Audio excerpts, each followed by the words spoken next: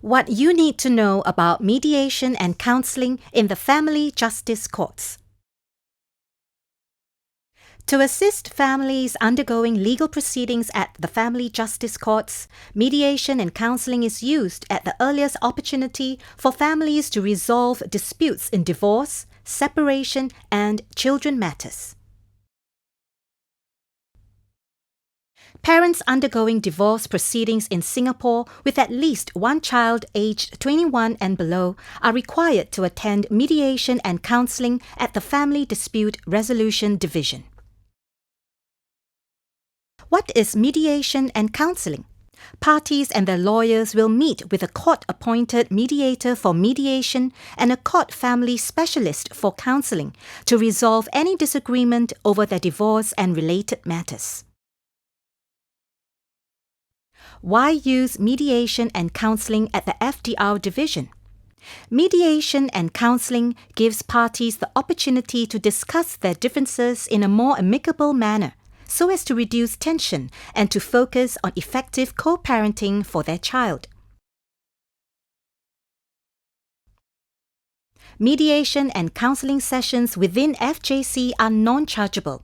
For cases where the dispute is only financial and substantial assets are involved, the court may refer the case for private mediation outside of FJC, for which market rates will apply. Benefits of mediation and counselling at FDR. Parties can learn to settle their disputes through discussion and negotiation as co-parents. Learn about the impact of divorce on children and focus on their needs when discussing parenting plans. Receive therapeutic support and referrals to community resources. There are 4 stages you need to know. Stage 1. The Family Dispute Resolution Conference. Parties with disagreements, together with any lawyers they have, will meet a judge and a CFS. The judge and the CFS will clarify the issues of disagreement and set the agenda for mediation and counselling. The judge will fix a mediation or co-mediation session. Stage 2. Counselling. At the end of the conference, the parties will attend their first session with the CFS, who will follow up with subsequent counselling sessions where necessary. Stage 3. Mediation or co-mediation. Parties and their respective lawyers will meet with the mediator to discuss about the disputed issues. Co-mediation is where the CFS steps in as an additional mediator. Stage 4. Conclusion of mediation. If there is an agreement, a consent order is drafted and will be recorded by a judge. If there is no agreement, parties will be referred to a judge for directions on preparations for a hearing. The counselling process. Court family specialists who are qualified and experienced mental health professionals will provide confidential counselling for parents and, where appropriate, their child. These sessions help parents resolve underlying conflicts and identify significant issues that are important to the family and child, develop skills to manage difficult and painful emotions, communicate effectively with the other parent on the needs of their child, and build a consensus on the care arrangements for their child. What to expect? Only parties involved in a divorce are required to attend. Parties and children may be seen individually or jointly, depending on the needs of the case. Lawyers are not required to attend. There are 3 steps in the counselling process you need to know. Step 1. The intake and assessment session. The first counselling session is known as the intake and assessment session. The CFS will assess what is important for each party, their plans for the future, their concerns and interests, and how their child may be affected by the divorce. During this session, the CFS may meet parties individually to find out more about their personal, family, and mental health history. Step 2. Further counselling sessions. The CFS may arrange for follow-up sessions to continue working on resolving the parties' differences and to reach an agreement on their child's living and care arrangements. Step 3. Drafting of agreement and updating the mediator. If parties reach an agreement on living arrangements and other issues during counselling, they can record a draft agreement that is witnessed by the CFS. The CFS will update the mediator on discussions held during counselling, and outstanding disagreements will be handled during mediation. Further support. To offer further support, the CFS will work with parties and their child to see if further support is necessary after counselling.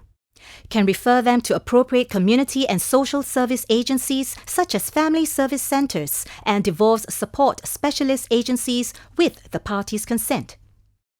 May also contact and work with mental health professionals that parties and their child have been meeting with to better understand and provide more support for the family. Will alert the relevant agencies and persons, example, other family members, to keep the family safe if the parties and their child are assessed to be at imminent risk of harm. The mediation process. After counselling sessions with the CFS, parties will proceed with mediation to settle any unresolved divorce or ancillary matters. It is conducted with the help of a neutral third party called a mediator, who may be a specially appointed judge mediator, a staff of FJC, or a volunteer legal professional.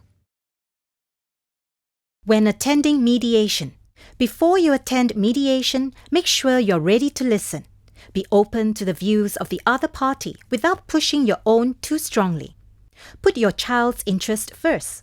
When discussing issues with the other party, remember to come up with a solution that works best for your child. Consider getting legal advice.